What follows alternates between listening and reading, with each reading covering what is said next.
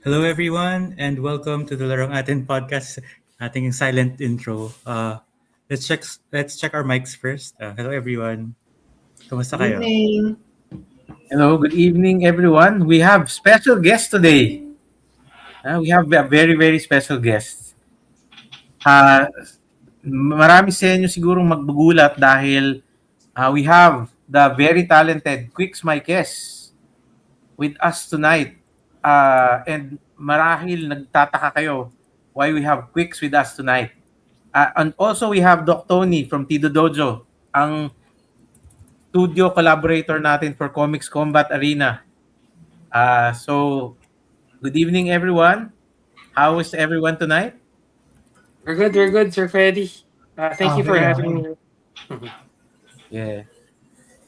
Yeah, Okay, so so sige. let's start off siguro ng maybe a short intro or history ng journey ni Quicks sa art toys. And was it I would assume maraming struggles eh. So baka magandang istorya ito eh. So medyo alam ko naman yung iba pero magandang marinig from Hmm. the man himself siguro. So Sure, we're no gonna talk worries. about Yeah, yan. go ahead, go ahead. Yeah, Ano kasi, we're gonna talk about yung creator spirit. So we're all Mm. creators here in this group. So Yeah. ayan. nice. So So baka take the lead. makakita kami ng parallels between the struggles of the board game designers ngayon na nag-start pa lang and Yes. somebody na medyo na-recognize na talaga Ay, internationally. salamat. Salamat, sir. Thank you. Mm. So, I think nag-start yung journey ko as early as I think 1999, 2000. Sa Mega Mall nun may shop na American Boulevard. Doon ako bumibili ng wearables, mga hip-hop Yeah. clothes. Hip-hopan kami nung high school. So Mm. sa facade ng store, may display sila din ng mga Michael Lau toys. Urban Vinyl yung tawag. I think meron ako dito. Double check ko lang. Ito. Hold on. Nung college ako, yung isa sa mga una kong toys, as early as 2000, gawa ni Michael Lau. Ito mismo makikita mo may influences na ni Tech 63. Yung hoodie, yung cup sa likod, Mm. yung Adidas Superstars. But it took me, I think, a lot of years to be able to be confident to release my own parang toy. So, pero ever since fan na ako na nung 80s, lumaki ako, nanonood kami ng mga Voltes 5, Dimos, Mazinger Z. Tapos Mhm. 90s, andyan na sila Gundam, Evangelion. And sa music naman, yung preference ko talaga, hip-hop since the 90s. And then early 2000s, graffiti. Yung graffiti culture ng US tsaka ng Europe nag-resonate sa akin sobra. As in, gusto ko maging part ng culture na yun. So, all of these subcultures combined, yung Japanese robot, hip-hop, tsaka graffiti, yun yung naging itsura ng unang Tech 63 na ginawa ko noong 2012. May sample ako dito, sakto. Ito yung itsura niya. Medyo ibang-iba pa yung itsura niya sa kung paano nag-evolve. 2026, I've been doing this for 14 years na. So, gradually nag-develop din yung itsura niya. Over time, evolve siya. Tapos kanina na-mention ko kay Sir Freddy, baka hindi na ako naalala, pero competitive Magic the Gathering player ako before. So, may mga kakilala kaming common friends. Vintage, as in yung DCI rankings ko talagang hinabol ko yun eh. So, very competitive kami sa Magic nila JT nun. And before kami mag-establish ni Carlo Mendoza nung design studio namin, naisip ko na iisang tabi ko muna yung hobby ko for and my passion for Magic the Gathering. Ipon muna ako ng money, tapos pag confident enough na ako, ipapursue ko yung dreams ko of becoming a toy maker. So, it took me till 2012, naging confident enough na ako na gumawa ng sarili kong toy. Yun yung early journey. Mm. Oh, it's yun nga na-mention mo kanina pero talagang I have to apologize. There's so many No. been in this 28 years. No problem. Uh, I think we only saw each other like once or twice during tournament, so I don't blame you for not remembering. No problem, sir. and siguro medyo iba pa rin yung itsura mo noon. But when you started making waves in the art toys industry, even if it's that's not the industry I'm in, talagang naririnig ko yung pangalan mo and matunog. Thank you. Kanina nga nagbibiruan Salamat, kami ni sir. Doc Tony yung sinasabi niya sa akin yung mga pangalan ng mga international. Hindi ko kilala, pero yung Quicks kilala ko. Maraming salamat, sir. I hope to meet you again soon. Soon, very soon, Sana may definitely. niluluto tayo together. Yeah. Yes, yes. Tambay Glorieta ako nun. Baka ano lang. Ah, Nung mga tournament days namin. So, very fun Glorieta. memories. O nga, ngayon wala na sa ano, no? Oo. Okay. Sige. Tapos, yung, yung early days mo sa Philippines, Yeah. how was the acceptance dito sa Pilipinas pagdating sa mga toy collectors? Was it may immediate ano. or what happened? That's a good question. Nag-start ako kasi I gained confidence after coming home from Thailand. Meron doong company na gumagawa ng toys, si CE Planet. Nagpa-tournament siya among visual artists. Nag-invite sila ng artists from around the world. Ako yung nag-represent sa Philippines, but someone from Vietnam was there, and Spain, and other countries. Di ka na lang, Japan was there too. Anyways, minatch nila kami with brands to come up with toys na may kinalaman sa brand nila and something creative. Naalala ko pa Sakura, yung Craypas brand, yung pinartner sa akin. Then we were tasked to parang make campaign for their brand using toys in a span of 1 week. So, collaborative effort siya. And then, through that event, marami akong nakilalang people from the industry, mga toy bloggers, and toy artists din. So, ayun, slowly nag-grow ko yung network ko. When I started here in the Philippines creating my own toys, sila Big Boy Cheng and his group of friends pa lang yung medyo kagad na na-attract dun sa toy ko. Pero as an industry, I think the designer toy industry was very young back then. So 80 to 90% ng orders ko, kasi ako mismo yung nagsusulat ng yung what they call this, delivery form pag sinaship namin sila. 80 to 90% of them went to the US and Singapore and Hong Kong. Yung Pilipinas siguro mga 15 to 20% pa lang nung time na yun. And I think pero masaya na ako nun kasi may group of collectors na ako na very, very loyal. So 30 to 50 pieces, all accounted for almost during my early releases. Kahit yung pinakaluma kong tech, nauubos naman siya. Although I was still dreaming na someday mauso or ma-accept sa Philippine market. I think very gradual pero slowly but surely nag-grow siya through Toycon na rin.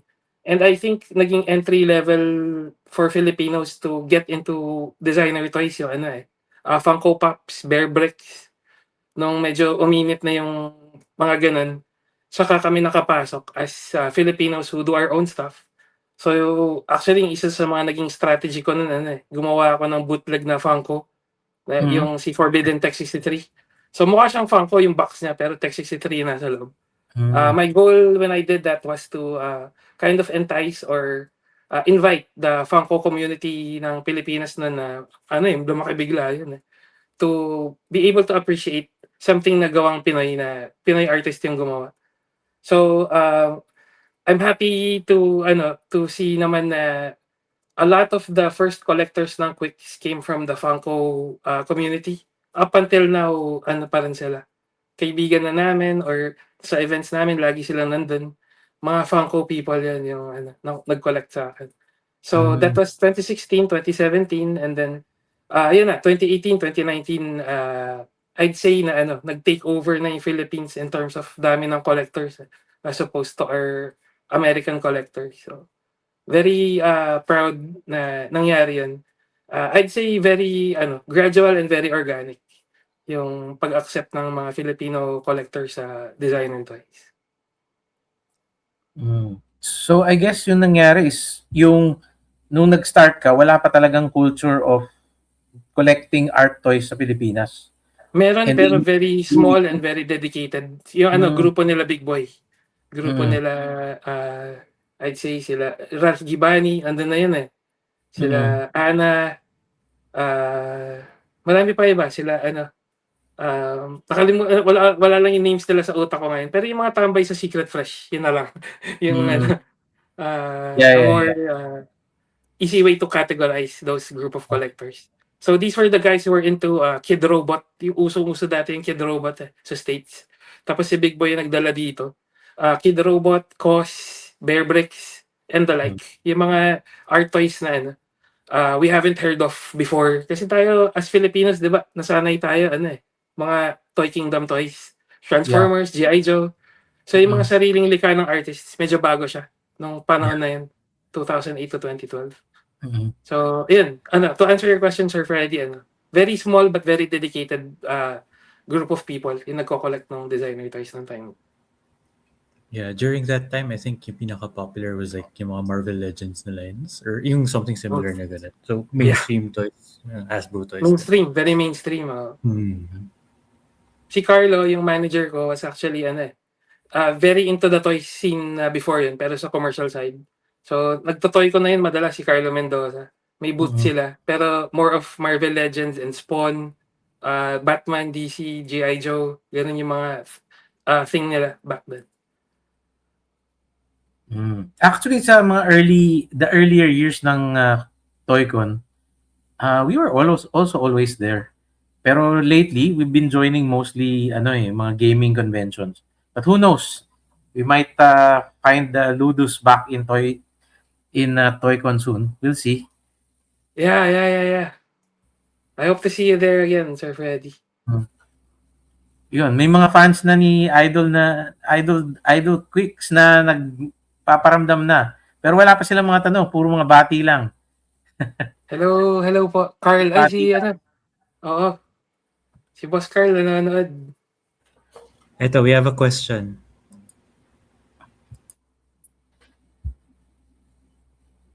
How do you deal with being perfectionist when creating art, designing games, etc.? Sorry, Parang when naka-phone to ako, stop, so yeah. hindi ko masyado mabasa. Labo sige. na mata. Again? Sorry. So, how do you deal with being a perfectionist when creating art, designing games, etc.? So, parang when to stop siguro. Parang when ka happy, ganun. And then, release na yung design. I think natutunan ko yun sa graffiti side of my career. Yung mga tropa ko, sila Egg Fiasco, sila Chillan. Sa graffiti kasi may tinuro sila sa akin na never mo siya matatapos in a sense na lagi kang may makikitang gusto mong linisin pag gumagawa ka ng mural. So the trick is just step back tapos appreciate it from afar. Pag okay na siya, huwag mo na siyang linisin. Kasi ikaw na lang yung nakakakita ng errors mo. Pero as a matter of fact, parang sinasayang mo na lang yung oras mo. Kasi if you step back and look at it, maganda na siya So you have to learn how to do that then when it comes to doing toys. Sometimes you tend to overdo it na ang dami nilang masyadong gustong gawin or masyadong maraming kwentong gusto sabihin. So, mas naniniwala ako dun sa cutthroat type of design na very simple pero very effective na ma-catch niya kagad yung attention ng bumibili or tumitingin dun sa art toy. So I think even when it comes to board games or kahit TCGs, the trick is to make it simple enough na easy to learn, but at the same time, complex enough na you can play it in a very professional level. So, I think nakita ko yun sa Magic the Gathering. Ang dali matutunan pero pag gusto mo mag-go into the pro level, meron pang deep, parang inner game dun sa game mismo na pinaglalaroan mo na yung probabilities and stuff. So, I think that's the trick. You can be very professional na how you deal in designing it, pero you have to learn how to stop and then let go. Let the people appreciate it for what it is. Yun. Actually, meron dito sa panel of 4 na to na may kaka-release lang na bagong project. So, hi Doc Tony. Congrats again. Kasi ngayon meron na tayong comic book writer amongst us. Yeah. How does it feel? I guess we'll throw you the same question. Parang how did you... Kasi kami we have our parang methods of learning when to stop na hindi deadline. Pero like sa'yo, di ba? Medyo lifelong project yung Neodivergent. So, yung today, we released our first book because, yan, di ba? Actually, if to make a very, very deep story very mababaw, no? I started with toys because it was actually the time na nakita ko yung gawa ni Boss Quicks. I'm a consumer toy guy. No, I'm Mega Man, I'm Gundam, I'm Astro Boy. 'Di ba? So, sabi ko, I really don't find the soul anymore. Kasi parang nawawala yung essence niya ng individuality. Kasi everyone has it. I can't feel the designer anymore.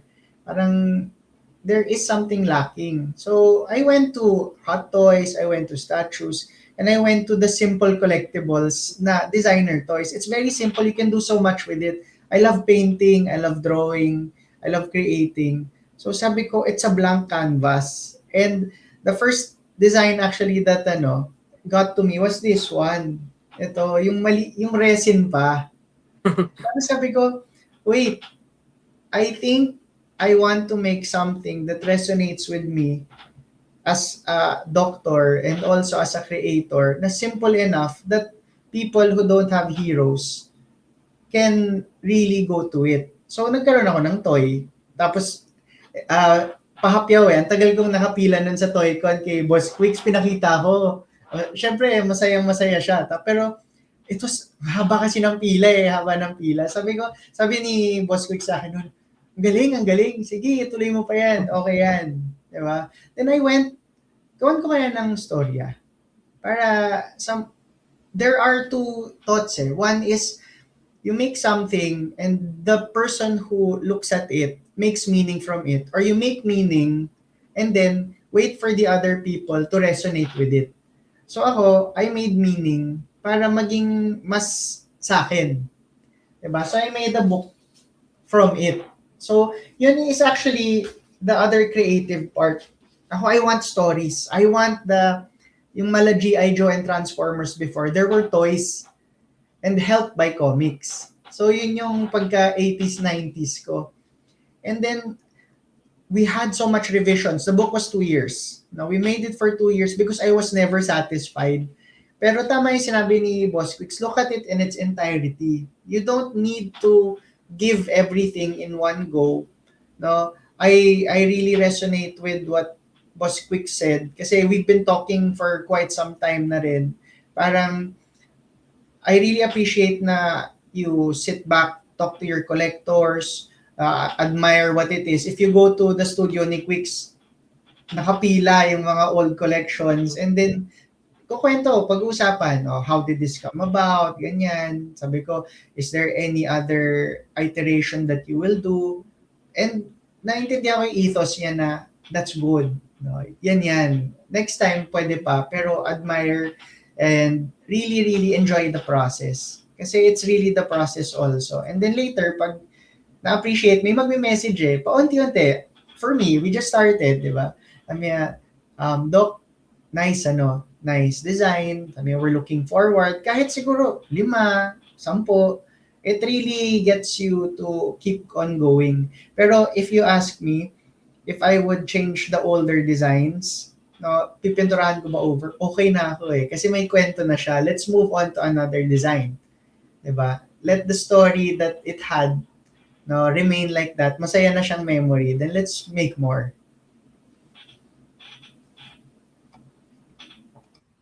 Yan, tama. Well, sige, before we continue yung conversation, actually there was a part that caught my interest. So, I think prior to art toys, mainly graffiti yung parang field of interest. Actually, it was graphic design that I chose as a path. Prior to college, that ko yung nag-advise na huwag ka na mag-fine arts. Kasi ever since 5 years old ako, nagda-drawing na. Pero sabi niya, sa fine arts kasi babatawan ka na lang ng maraming artwork na kailangan mong tapusin or gawin. Marunong ka na naman yun. I-self-teach mo na lang yung sarili mo about art. And then, ang gawin mo, mag-business school ka, tapos gawa mo ng negosyo yung art mo.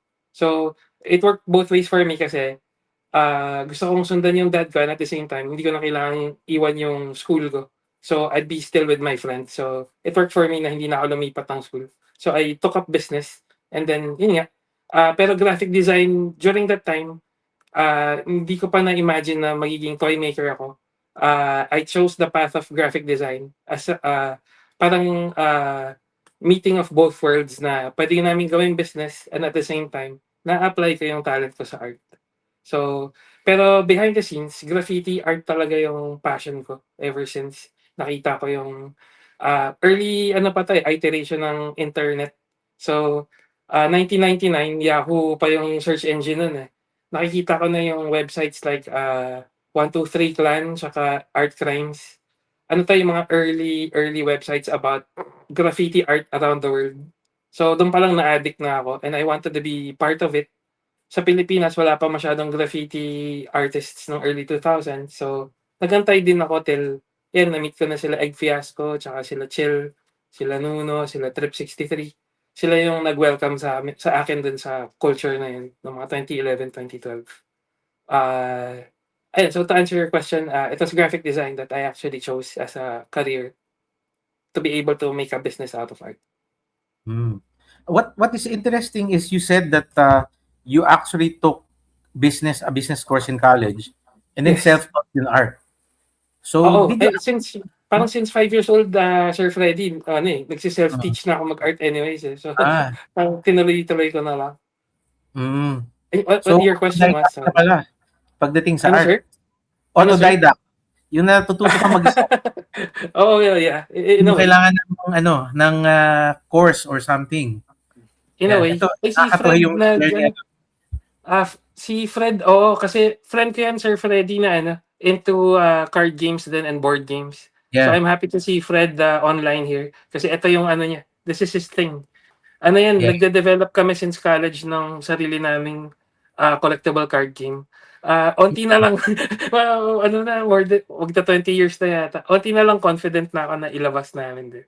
So, yun, parang tinitease ko na din na baka may collectible card game kaming ilabas in the near future. Fred will also be at the ABGF. He's Yes, going to for feature sure. some of his games. He's For still sure, yeah. designing games. Yan yung baluarte ni Fred. Ano yung tropa namin since college ni Carlo Mendoza. Ka-Dota tsaka ka-Counter-Strike namin. Yan, ever since we've been dreaming of making our own board game and card game. So, tropa yan si Fred.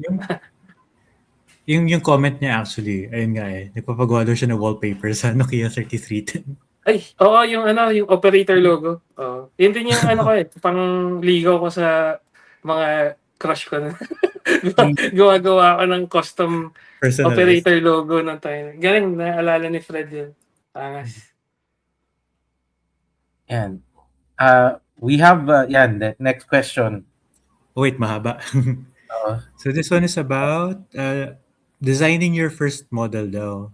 Did you initially experiment with clay or while working with plaster? Parang at what point siya pumasok? Yung Yes, good question. Natutunan ko to sa customizers ng Marvel Legends action figures. Ang gamit nila nun water stop, yung galing sa Ace Hardware. Part A, Part B, pag pinaghalo mo, after 1 hour, tumitigas na. Doon ko natutunan yun eh. Kasi dati may mga Hulk figures akong ginawa kong mukhang Juggernaut. Kasi yun yung favorite ko before. Until now naman. Kung may pipiliin akong bias sa Marvel, si Juggernaut yung ko dun. Kinokolekta ko ever since. So, kulang yung mga Juggernaut sa market. So, gumagawa ako ng sarili kong Juggernaut. Naghanap ako ng mga Hulk. So, anyway, using the same material, si water stop. Ito yung unang version nito, gawa sa water stop. Nasa Facebook ko yun eh. Parang may progress pa kung paano ko siya ginawa. From per parts yung ulo, yung katawan, yung shoes. Hiwa-hiwala yun bago ko kinombine. And then, through mga videos online sa YouTube ng time na yun, pinag-aralan ko rin kung paano mag-recast. So, bumili ako sa Jovier ng silicone mold, tsaka ng resin material. Ako mismo nag-try sa bahay kung paano mag-replicate ng Tech63 na unang version. Sabi ng mama ko, siguro kung patagalin na ginagawa mo yan kasi baka magkasakit ka like cancer or something. Naghanap ako ng suppliers na gagawa for me ng recasting. Yung mga una kong na-meetan sila, Ate Chi sa Pasig.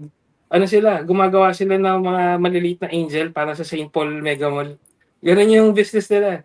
Pero nakausap ko sila through mutual friend. Sila yung unang casters ko ng Tech63. At up until sinarado na niya yung business. Pero masaya ako din sa very, very thankful ako kila Ate Chick sa Pasig na sila yung gumawa ng unang Tech63. So yun, self-taught din ako sa sculpting tsaka sa recasting. Pero eventually, in-outsource ko na siya para makafocus ako sa ibang bagay. Ayan. Yung follow-up niya actually is for those who want to dive into the hobby ng creating their own toys.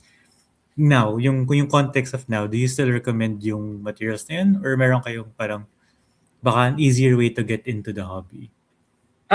Medyo double-edged sword pero may mas easier way na now. 3D sculpting and 3D printing, sobrang galing na, ang gaganda na. But I guess double-edged sword siya in a sense na hindi mo ma-break yung mold na ito yung ganito kaganda na yung standard ngayon. So lahat kayo medyo pantay. So ang challenge mo as a new upcomer is to stand out, which I think what happened with me, pagpasok ko nung sa market, ang sikat nun na toys, cute, tsaka mataba, malaki mata, or very girly.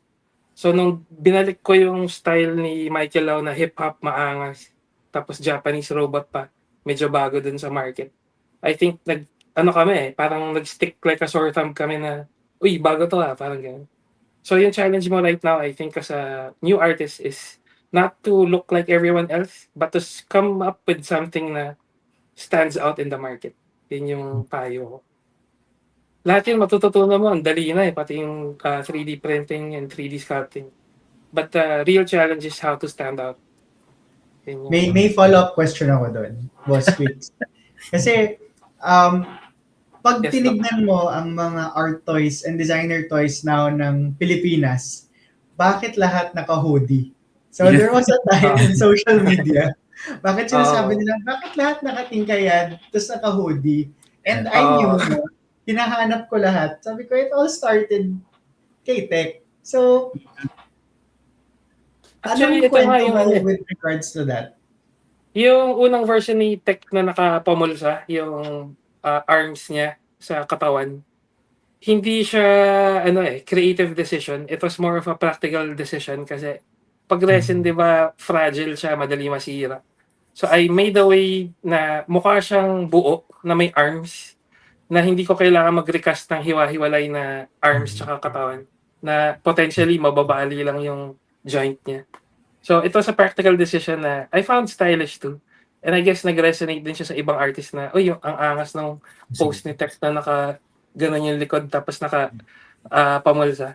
Kinareer ko na din kasi parang na-establish ko yung style yun sa sarili ko. Very flattering na parang na-inspire ko yung industry na sumunod na ganun din yung post. But I guess yun nga pero watered down yung pagpasok mo. Pag kamukha mo yung norm, dapat mag-stand out ka para mapansin ka lalo. Yun. Did I answer your question, Doc? Yeah, actually, kahapon, yun na nga yung namin nagbibiroan kami ni Doc Tony about that Bakit naka-hoodie? At saka bakit okay, naka-hoodie siya kasi yun yung tribute ko sa hip-hop, tsaka yung superstars.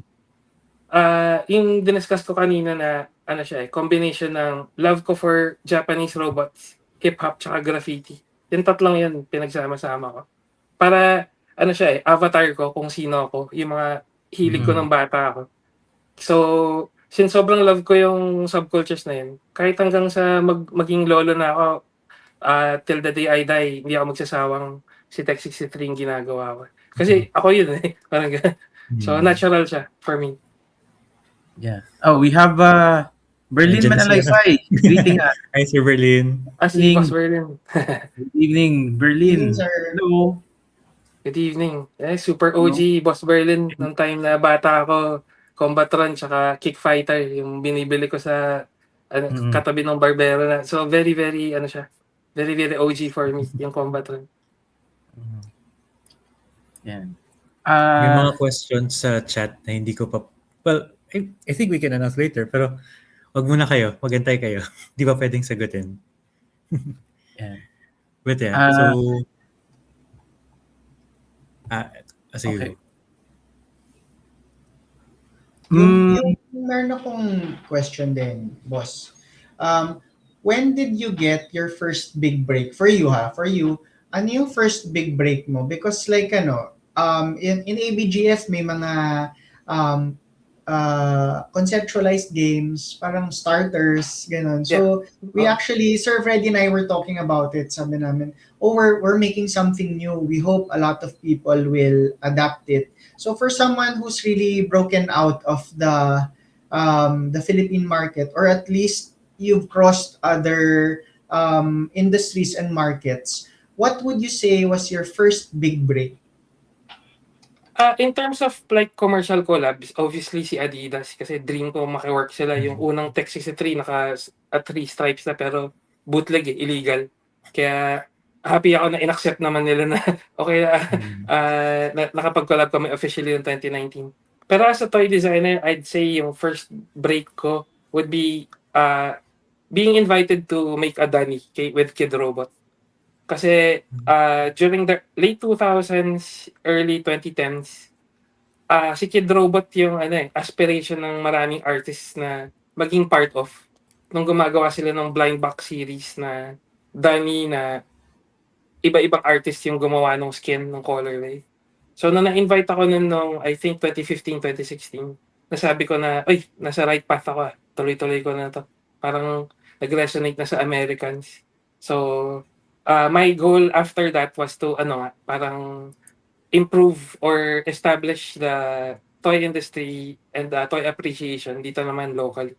Yun talaga yung end goal ko na makapag tawag dito mag-grow ko yung market ng art toy collectors dito local. Speaking of growth, Kid Robot yung I consider my first break. Sorry. Pero speaking of growth, kamusta na ngayon yung the scene? Like, do you see the people who come after you? May mga, ito, I think I'm keeping tabs on this person. Baka ito lumaki or ganun. Right? I really like yung style na ito. Like, kamusta yung mga new kids on the block? Oo. Alam nila kung sino sila. Pero may mga young artists na I really like. And I support their stuff too. Kilala nila may tatlo. Alam nila na there's something na you'll see na in a toy that you know it'll work. Kasi nga, yun nga, hindi siya overly complicated na ang daming gusto sabihin. Straight to the point. May charm siya kagad. Yun yung, what I consider would be like, they have the potential to be successful in the near future. Great.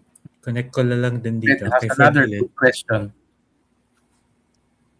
So, what are your thoughts on doing what you love versus doing what the market wants? Yeah, good question. Ako lagi do what you love and the rest will follow. Kasi kung ano yung gusto ng market, parang nakikishare ka lang dun sa piece ng pie nila So, hanggang doon ka na lang sa piece na yun, di ba? Or hanggang doon ka na lang sa table scraps nung nasa table talaga na kumakain. Never mo naman marireach yung na-attain nila kasi in the first place. Kaya sila nandun sa pwesto nila.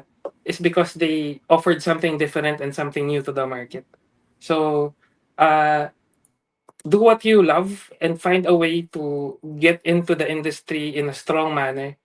And mas priority ko yung passion over what the market or what do you think will work in the market or what you think will be sellable in the market.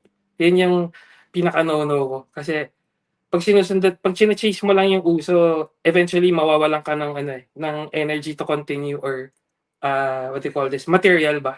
Kasi hindi ka passionate about that ideology or thing na kung di ka naman mahilig sa rock music, ba't ka tutugtog ng rock, diba, as a band? So, I think do what's natural to you and eventually you'll attract the same people who love what you do. Maamoy nila pag totoo ka. And the success and the money will follow naturally. Not the other way around na uunahin mo yung whatever sells. Yun yung mapapayo. Some of the viewers are getting excited. Parang may naaamoy na sila Puro pala nandito si Doc. usapan Oo. Nandito si Doc. Tsaka wala pa naman akong board game or card game na... Bakit hindi? Pwedeng magkaroon, di ba? Oh yeah, Pwede of course. mag-fun. And then we can talk about that in the future very soon. Sure. May naamoy na yung mga ibang fans mo dito eh. At saka yung mga ano eh, may nag-crossover na eh. Aha. Ayan. I think May naamoy na. Mamaya, hintay lang kayo ng konti. Kwentuhan pa kami. Pero may Oo. announcement talaga mamaya. Go, sure.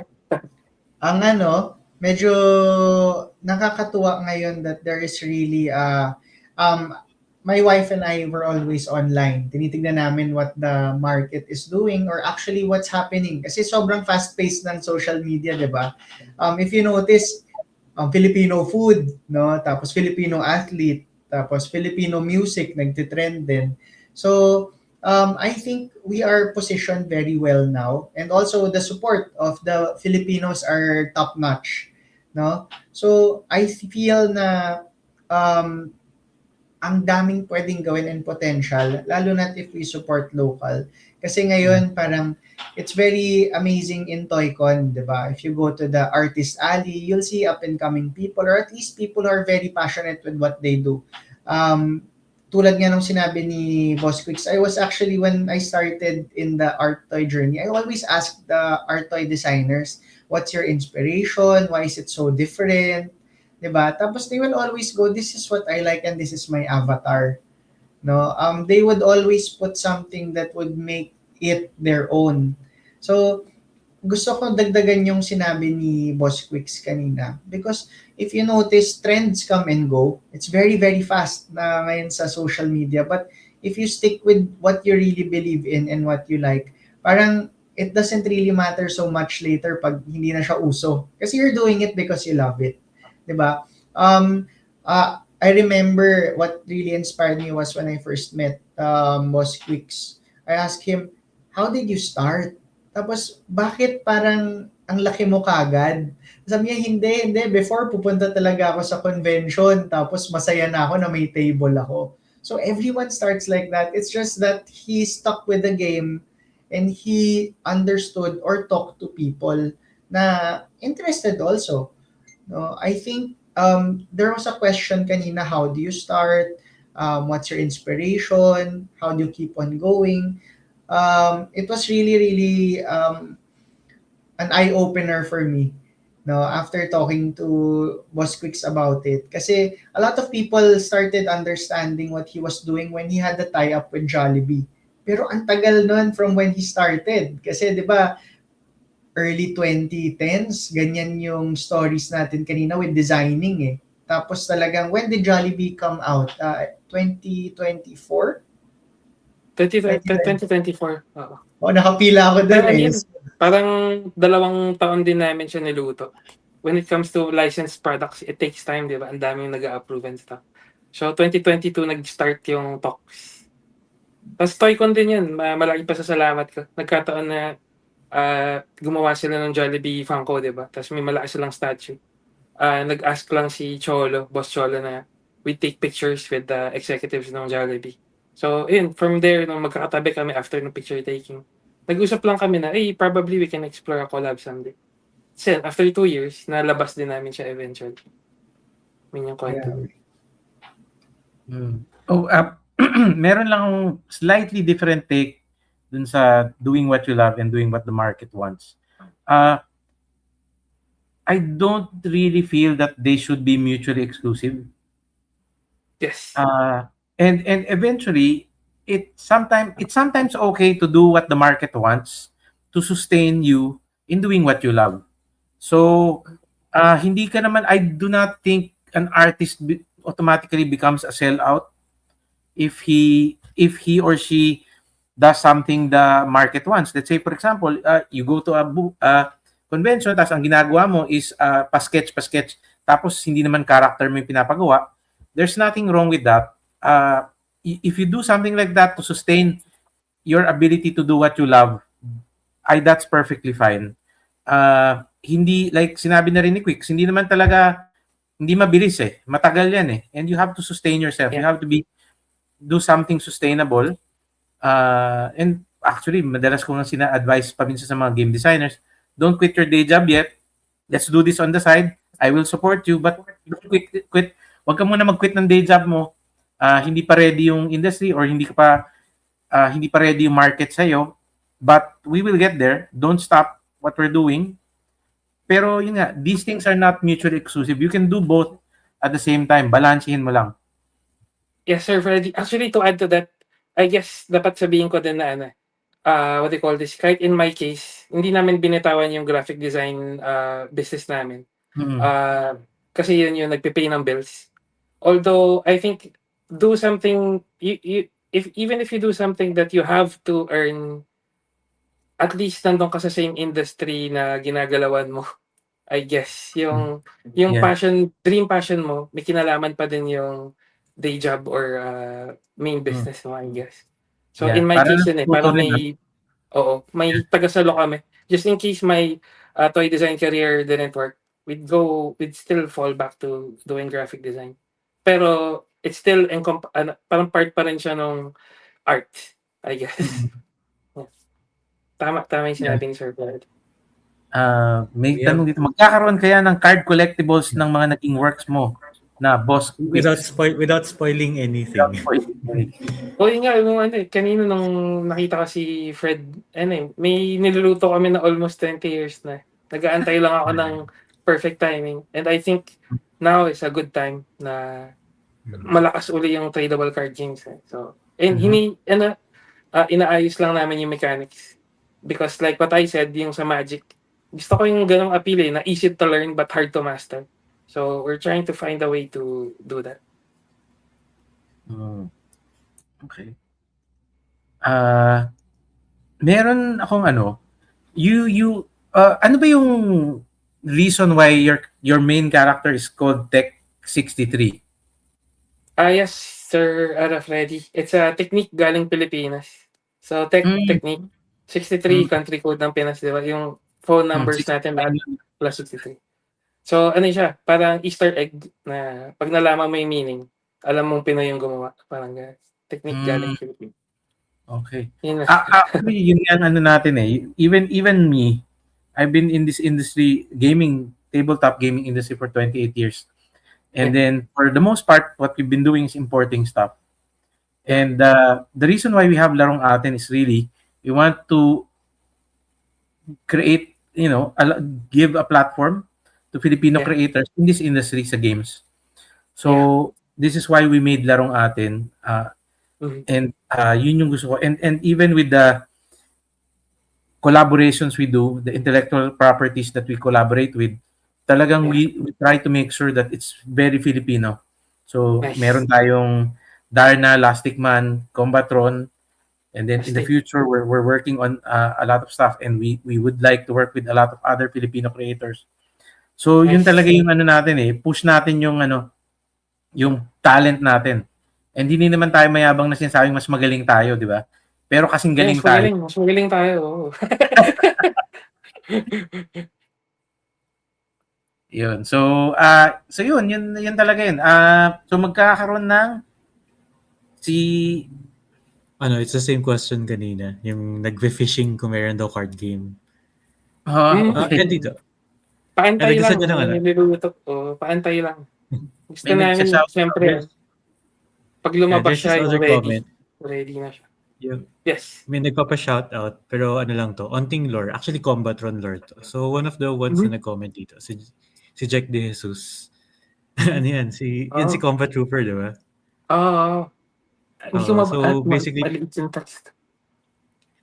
basically, nagpapa-shoutout lang siya.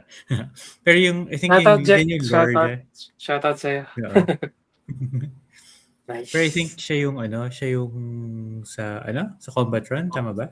The one siya yung he's a teacher and he's organizing yung comics contest sa school nila.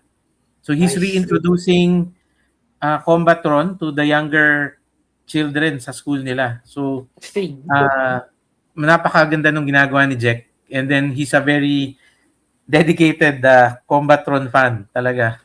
Nice.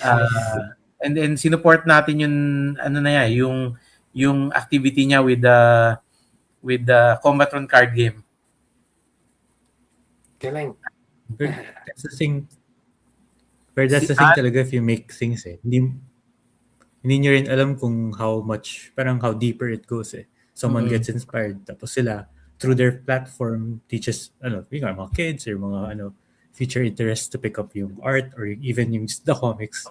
And then tuloy-tuloy na yan. Like, hindi mo lang alam, just made one thing and then mamaya, generations na yung, connected to what you made. Diba? Medyo nakaka-proud din. So, we're nearly reaching the 50-minute mark. And then, so, ano na ba natin? Sasagutin na natin yung mga tinatanong ng mga maraming tao. Yung mga nagtatanong kung yung about the collabs and whatever. I think, pwede na natin i-tease. Yeah, okay, sige. So, Yes. question number 1, ba't ba natin in-invite si, Sir Quick sa larong atin podcast? Specifically sa ABGF na podcast. Yeah, because Quicks will be a special Doc guest. Tony. Si Doc Tony daw magre-reveal. Yeah, sige. Ooh. Yeah. So, matagal ko nang gustong lumapit din kay Boss Quicks eh. So, sabi ko nga, if we're going to go into doing something, we want to make it truly Filipino and truly iconic. So, if we're going into toys or whatever collectibles, I would say si Boss Quicks yung una. So, again, this was yung nakilala during the vintage fair. Now, we approached Sir Quicks. Kasama ko si Sir Berlin kasi forever kabooth ko si Sir Berlin eh. Tapos sabi ko, what if yung dalawang favorite things ko ipagsama? No? Because this is what actually got me into the collection. Diba? So, it's Astro Boy and Tech. Diba? Sabi ko, what if we do something truly Filipino? And then, hinila ko si Boss Quick. Sabi ko, Boss, punta ka sa booth namin. May magagawa ba tayo dito? At kay Combatron at kay Tech. So sabi niya, sige, we can talk about it. And then, biglang, following that, nagkaroon ng Comic-Con.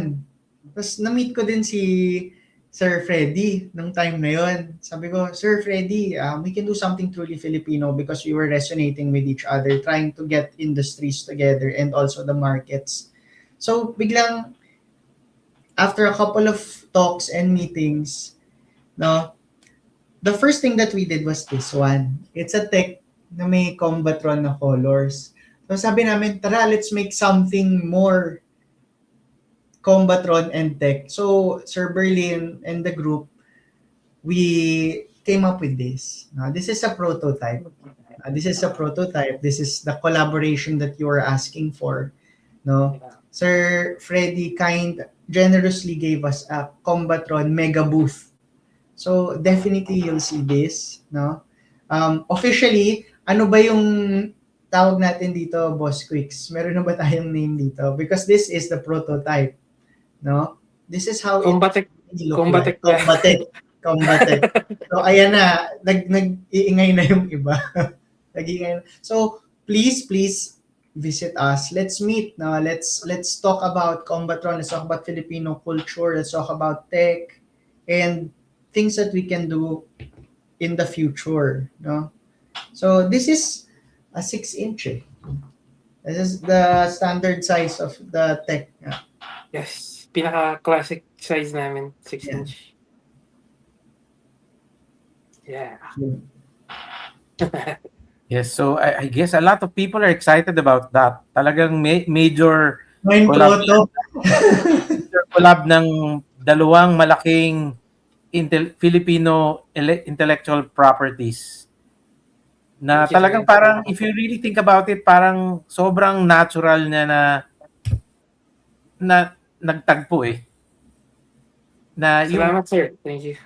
Sobrang sobrang it should have happened earlier, parang ganun, di ba? Thank you po. Tapos, ayun, eto, si Sir Berlin, may tinatanong. Gusto ba nating sagutin to? Habol. Medyo controversial na question. no, Once again, Sir Very Will, thank you siya. pero ewan ko kung gusto natin sagutin during this. And we only have a few minutes left. So yung question niya is actually what are our thoughts on AI daw? AI. Oh, nice. Mauna ka na, Doc. Well, sige.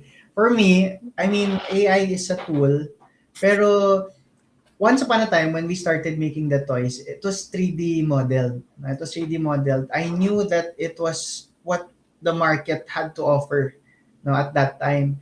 Pero the deeper I went doon sa art, the more I really like hand sculpting, yung talagang mano-mano, because it shows imperfections, it shows time, and it shows non-mass production. No, AI is a tool definitely. In medicine, kami, no, we love it. No, we love it. But it's just a tool. No, the soul is in the creator. So if you can put that together, why not? No, why not? But for me, it will always be the brain and the heart of a human. No? Kasi you can always replicate what you do. No, tanggalan ka ng technology, but if you know what you're doing, pwedeng-pwede. So I would stick with the heart and the brain of a person. AI will just help. But I will not hate on anyone who uses AI because it's really where it's going. Tama. No? Yeah. Sige. Wait, before we get to answers ng iba, may nangunguna na. Ano daw? Death metal daw. Death metal quicks. May series 2 agad. Nga, Nice. series 2 na. Death Yung metal. size, Oh. tinatanong nila yung size. Will that be the final size of the figure or may iba-ibang size? Oo. Sir Freddy, for our parang OG release, we decided to go with the classic 6-inch. Pero definitely, pag may opportunity in the future, gagawa din kami ng ibang sizes for sure. Tanungin na kita, I'll put you on the spot. Would you be interested in the 28mm version of Tech 63 and maybe Sharko and Yung ganyan daw. yung 28mm? Nice. Parang HeroClix. HeroClix, parang Yes. ano ba siya?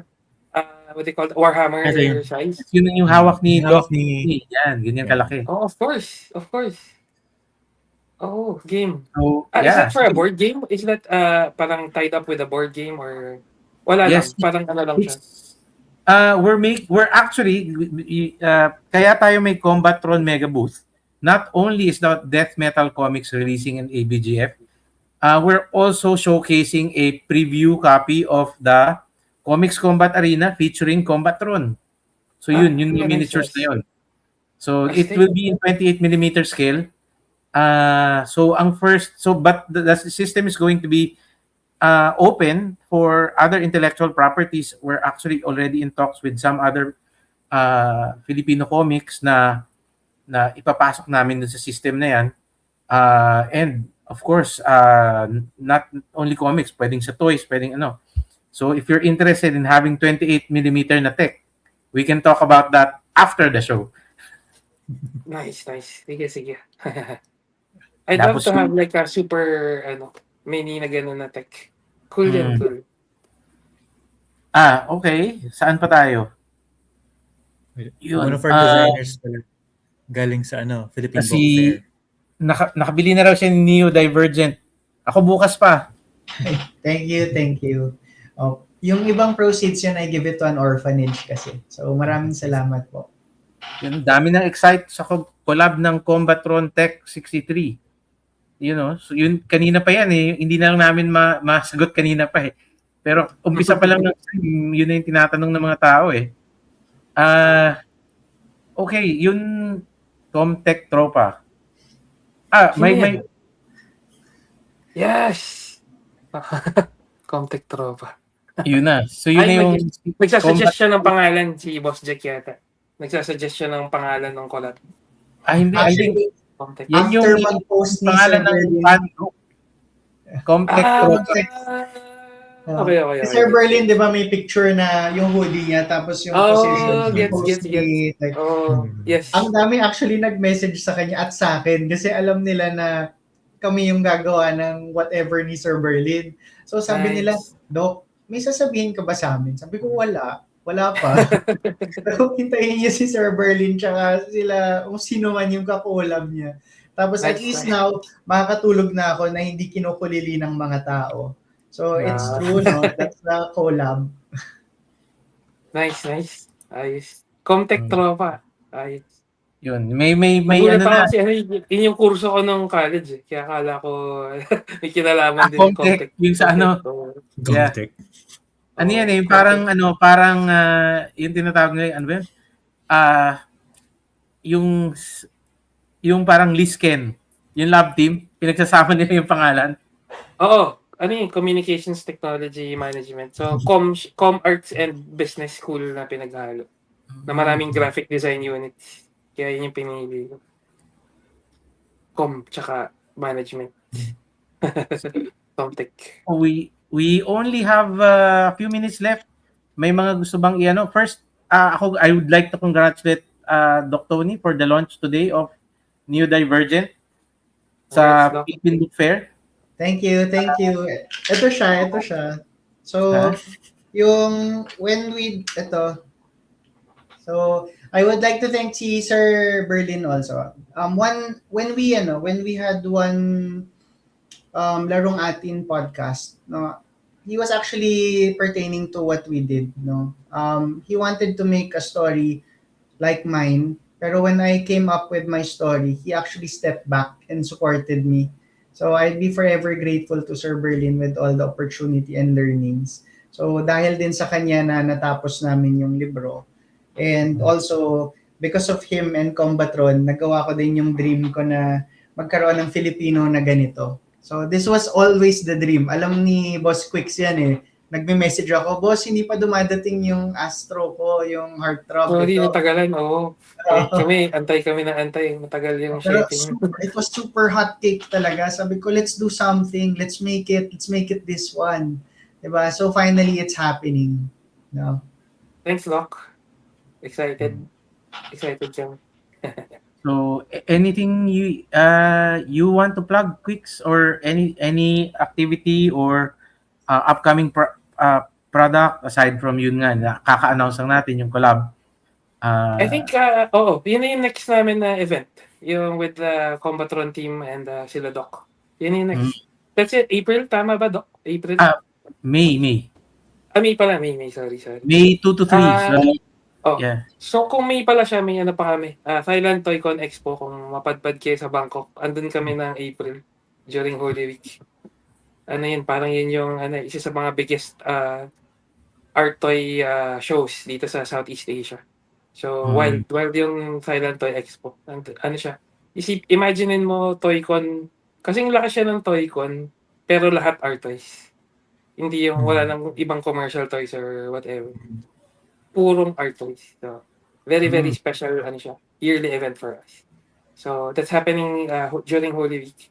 Andun kami sa Thailand. Yun yung next na. After that, sa May, yun na yung Combatron Tech 63. Tapos, Boss Quicks, kung meron ka bang socials na nakikita natin, kung ano yung mga nilalabas nyo. So, it's best to Facebook tsaka Instagram, QUICCS Quicks. Doon lang. DeviantArt po, yung mga luma. Yung mga luma kong works nasa DeviantArt pa din. Pero hindi ko na siya na-update since I think 2014 yata. Kung gusto nyo lang makita yung progression ko as an artist, andun yung mga kalokohan kong luma. And wala akong TikTok. Saka magpa-practice pa ako ng sayawan. Hindi pa ako confident. Ito. Yes. I think hindi para sa atin to, pero I'm sure nandito po si Sir Berlin sa chat. Yung nagpapagawa daw since may collab kayo. Bakit kaya walang one shot na crossover comic between Tech and Combat? Yeah. Ni-request ko yan kila Doc. Kaya hopefully baka meron. So, may next episode pa tayo. Isa sa mga asks namin yun. Makapag-collab din kami sa comic. So, looking forward to that one. Yes. It would be interesting to see the origin story ni Tech 63 or at saka magkaroon nga ng crossover with Combatron na comics din may storya. Uy, meron na raw eh. Meron na raw. Sinagot agad. na ano na, nandun na sa, andun na, nasa ano Niluluto na, na. niluluto na. Ah. So Thanks, talagang Evelyn. we're going back to the ano talaga, an all Filipino pop culture. It's renaissance at the same time Yeah. it's revival. So it's very exciting. Yun. So, we're out of time. Last ano lang siguro May again, telling everybody May 2 to 3 Asian Board Games Festival. You'll see a lot of Asian publishers there coming. Karamihan puro indie. Ito yung mga kaibigan natin from around Southeast Asia na nagtutulungan kami para palakihin yung board game industry dito sa region natin. Also, there will be a lot of Filipino creators there. Board game designers na Filipino with their games. Also, there will be artists who will have booths there, and hopefully makakapag-connect sila, and the artists can work with the publishers, ma-connect natin sila.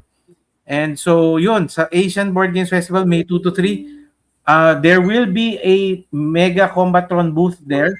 So Combatron will probably have the biggest booth dahil pinagsama namin ang Ido Dojo, ang studio ni Quicks, and yung Comics Combat Arena na launch. So tatlong bagay nasa isang lugar. Yung Death Metal, and of course the Death Metal comics will be releasing on that day. So makikita nyo si Quicks, makikita nyo si Berlin, at makikita nyo si Doc Tony. Di ba? Pwede na rin natin sama si Neo Divergent doon. Yan. So, yun, abangan nyo, May 2 to 3, Bayanihan Center, yung mga sanay sa comics, yan, bahay ng Comic Con yun. Yeah. So yung Combatron Mega Booth actually is just a celebration of basically yung Filipino creations, Filipino works na we're really, really proud of. Yeah. So I think that about wraps it up kasi we're a little bit above an hour na streaming. And bago humaba pa, I guess we can say goodnight na muna kasi it's already 10 p.m. Any lang? Sige. Or kung wala na, let's just say goodbye. So thank you again for joining us, everyone. So get excited. Maraming mga announcements, maraming mga upcoming na mga releases and even mga events before leading up to ABGF Philippines. And we are so happy to have Sir Quicks ngayon as our guest. And yeah, that's a wrap, Thank you po. I think. And then Salamat. let's all see each other sa May. So that's it. And thank you for watching the stream. Bye-bye. Maraming salamat po. Thank you. Thank you, everyone. Thank you to our guests. Thank you to the people who are watching and who will be watching. Thank you for commenting, Sir Berlin. Yes, thank you for being on the comment section.